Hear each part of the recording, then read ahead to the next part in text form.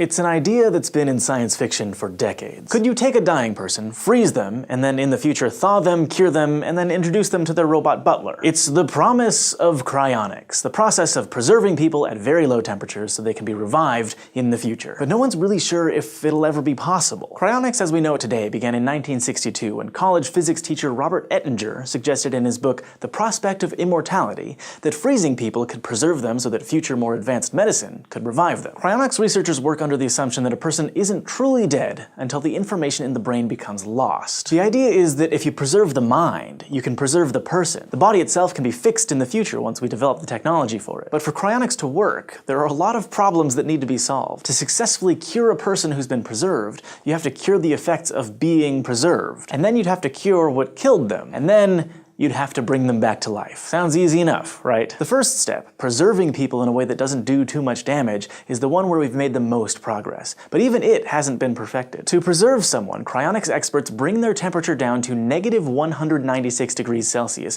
usually with liquid nitrogen, in a process called vitrification, from vitrium, the Latin word for glass.